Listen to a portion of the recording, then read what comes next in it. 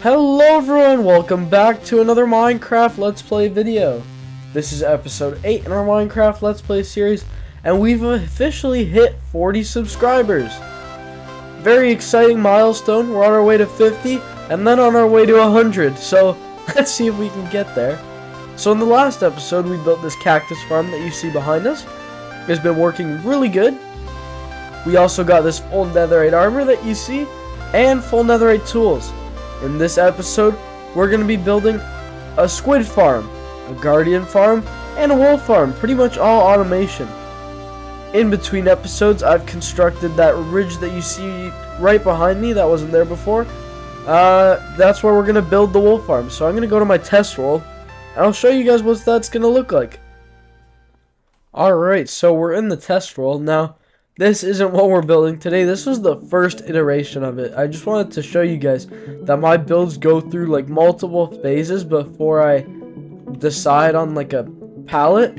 So I built this one, and then I completely switched the shape. The only aspect of this that I kept was this top kind of like glass section.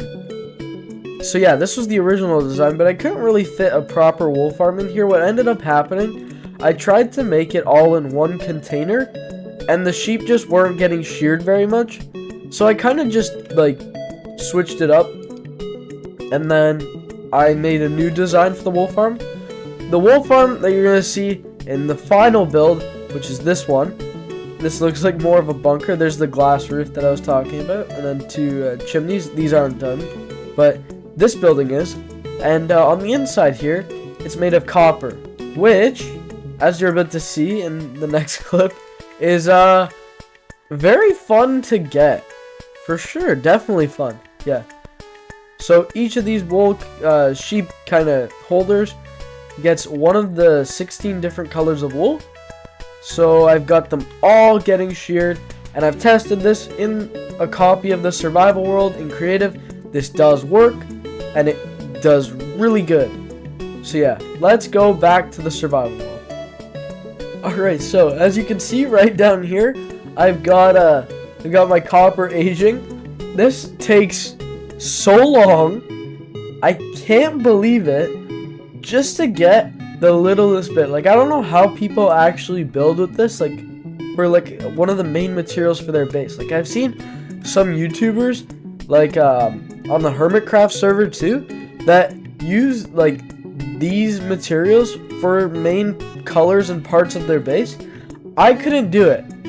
Like, even like with an auto copper farm, it takes ages to get. I don't know if it's different on Java and it's just because I'm on Bedrock, but like, it's just crazy to me. So I've already gotten a lot of the copper resources. This is the only material I'm not going to get on camera. This took about 2 days. 2 days, and like not 2 like 24-hour days. Like, I mean, like, I'd say maybe 4 hours of aging. Like, I'd say 1 hour of gathering, 4 hours of aging, just for this only, which is crazy. When you put in that much time, you shouldn't get that little return. Like, it's crazy. I can't believe I was gonna make that building, like this library here, all the jungle that you see, this was all supposed to be copper. And then I figured out when I was building it, nope, that's not gonna work. So then I switched to jungle because it was the closest thing I could get. But this was the material I was originally going to use right here. So I'm going to let this stuff oxidize a little bit, and then I'll be back.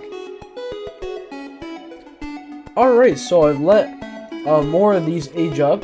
So what you gotta do pretty much is we want this green color. So then we put honeycomb on all of these green pieces that we've already got.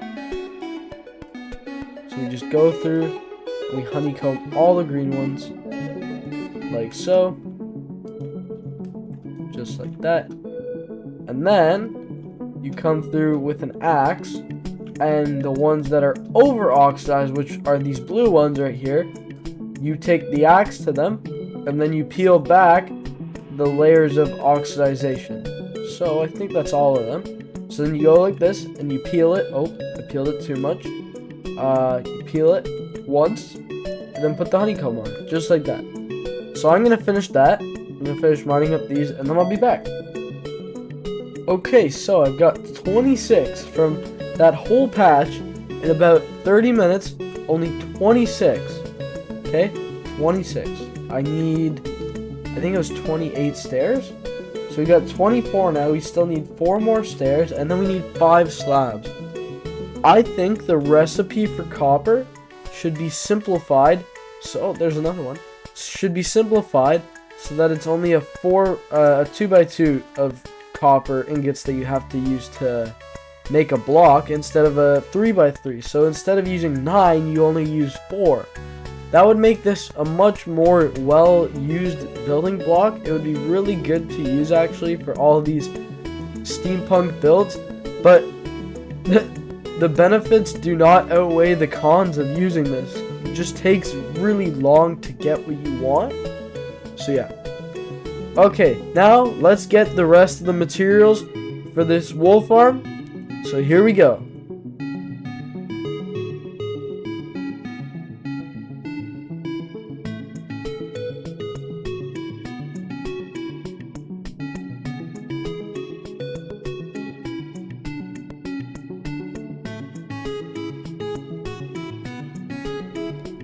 Alright, so I've got all the materials to build the wool farm. Right now, the first thing I'm going to do is probably just build the actual farm. I'm going to walk you through the build of one of the modules. So what you got to do, pretty much, is just this. So we got to place ourselves correctly. So the center of the build is right there. And it's a 5-block center, like pathway through the middle. Okay, and then each of the chests, so then we got this block here, we've got 1 block, we've got another block, and then the chests start here. So we have to do 8 double chests on each side. So it's 5, 6, 7, and then 8. And that's how much different colors of wool there are. There's 16 colors. So we divide it by 2 and we get 8 on each side.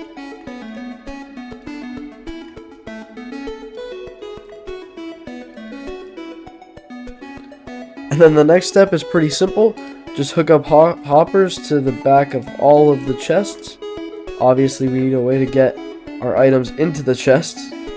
So that's how we're going to do it. Okay, so then the next step is we're going to build 2 blocks up like this. So you're going to take your blocks and then you're going to build 2 blocks up in between each of these hoppers. Oh, I ran out. Never mind.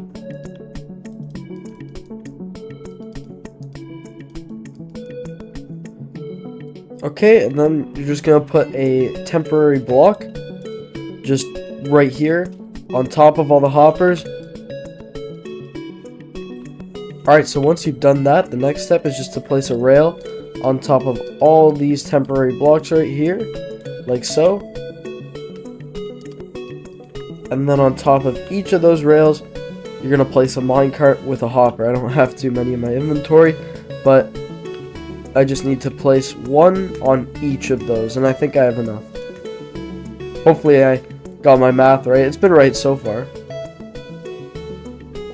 Alright, so once you're done placing those temporary blocks, this is what it should look like. So you can use this as a tutorial if you want. So there should be a hopper plugged into each of these chests with a temporary block above it, and rails and minecart hoppers. This is my own design. I didn't watch a YouTube tutorial for this like some of the other farms we use. So yeah, then you're just gonna mine out the temporary block, and the hopper minecarts will fall right where they need to be.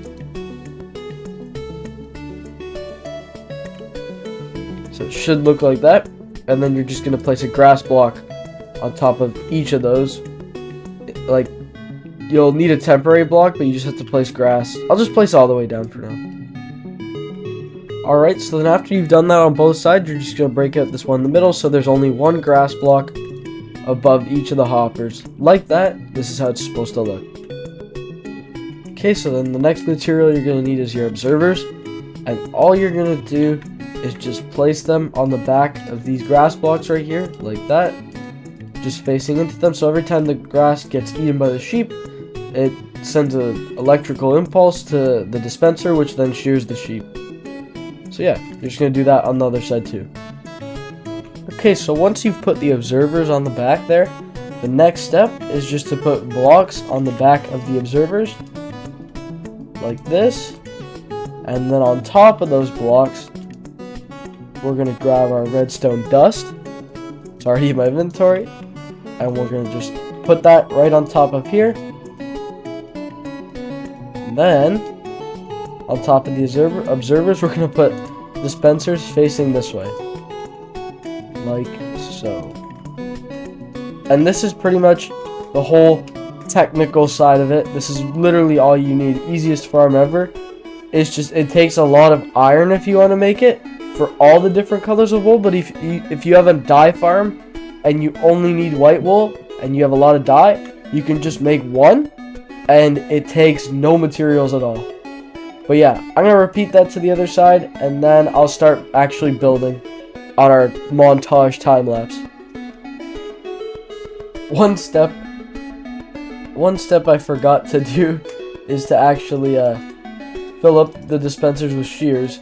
So depending on how many you put in there, I just have one for each for now. It might not last that long, but depending on how many you put in, that will be how much wool they can shear before they break. You'll probably have to refill it at some point, but if you fill the whole thing up, you shouldn't have to refill it for a very long time. Like in my bee farm, I filled all the dispensers up and none of them are even at yellow durability. Like they've all just lost like 1 durability point. So yeah, you shouldn't need to fill up too much. But that is pretty much the basics of the sheep farm. Obviously, once you get sheep in here, you're gonna have to like box them in, but that's part of the actual build, not the technical redstone farm. So we're gonna do that on time lapse. So now that I said that, let's get building.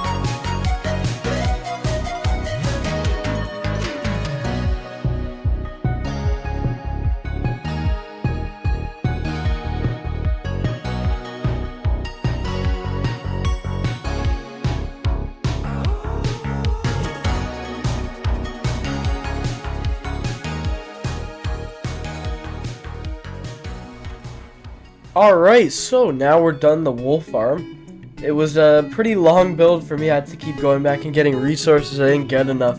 But yeah, it's pretty cool looking. I really like the way this thing looks. It completes this kind of area where we have all our animals, the observatory, and now this.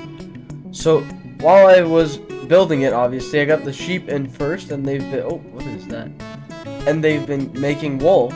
Obviously, they've been growing their wool out, and then the machines have been shearing them. And it's been working really well. I've never had this much wool in a Minecraft world. I've never really made a wool farm in a Minecraft world, actually. But yeah, that's the wool farm. Now, time to build our squid farm. So, for the squid farm, we're gonna need a lot of materials. To say the least. We're gonna need a ton of rails, a bunch of blocks, 4 stacks of magma. Crazy. But yeah, let's get going on those materials. 4 stacks of rails. Alright, so I've got all the materials I should need right here. This is everything the video said I'd need. I am using a video because I don't know how to build a squid farm, and I'm at I think the height coordinate is 180 you have to be at. So yeah, I can actually see my house from here. So let's get building.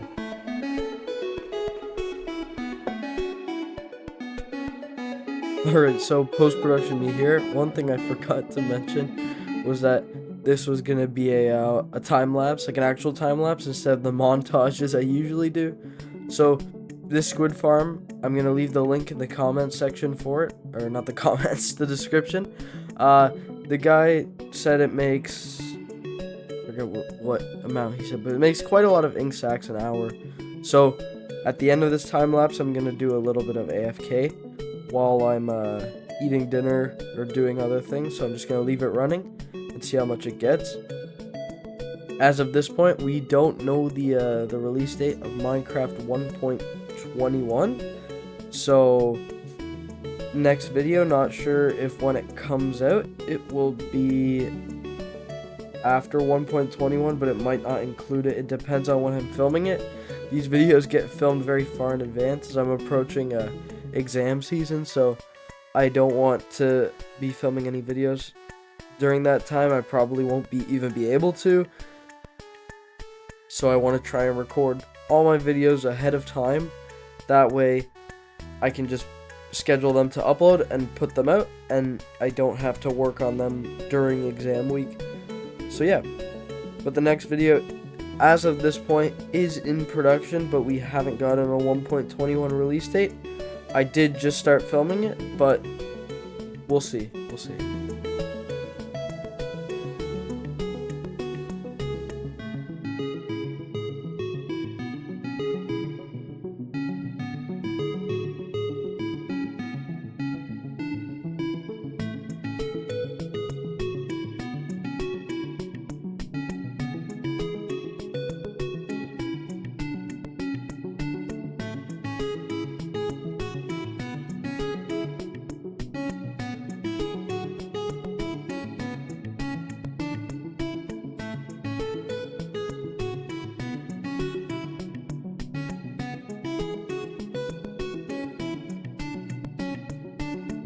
Alright, so the squid farm is complete.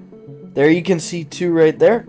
So pretty much how it works is it's just a big water tank with magma at the bottom, which hurts the squid, and then when they die they drop their ink sacs, and then this hopper minecart below here goes back and forth and collects it all, and it comes here, and then this comparator, pretty much what it does is it detects if the hopper's minecart is full, and then if it is, it stops the power to the rails, which means that the minecart has time to unload. It's actually a pretty smart idea from the guy who made the tutorial. But yeah, and then if you want ideal spawn rates, you gotta stand on top of this platform right here, 23 blocks away I think it is, and 6 blocks up, and then squid will spawn. So it's been about 30 minutes of me having this farm on, and it's already gotten this many ink sacs, which is crazy. We'll never need any more than that.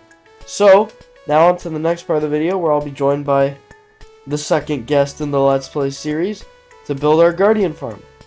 So let's go. Alright guys, I am here with a guest, my friend GoofyGoober. He's already in the world in the form of a villager, but he's here to help me with my guardian farm. Hello. That was very Go cool. subscribe to my YouTube channel. Definitely not a shameless plug. Shameless plug right there. Alright, so we're gonna need a bunch of resources, but I think I've got a ton of blocks in my chest from mining out a mountain, so it'll be fairly simple. oh yeah, no, we definitely have enough here. I wish I had shulker boxes. It would make things so much easier. Yeah, that's why you gotta go to the end One day. and make a flying machine. One day. I've returned with the chocolate chip cookie. He's back with chocolate chip cookie. Double chocolate to be exact. Ooh. Feeling fancy, are we? I got like the bundle at Costco. Oh, the like the white almond one, and then like... Those ones suck. My favorite cookies are actually not the granola. You know the ones like the oats and like Oatmeal, yeah. Yeah, those ones are actually really good. The dad's cookies. No, the ones from Costco too. Oh wait, those exist? Yeah. It's like oatmeal raisin. They're really good. here's your warped fungus.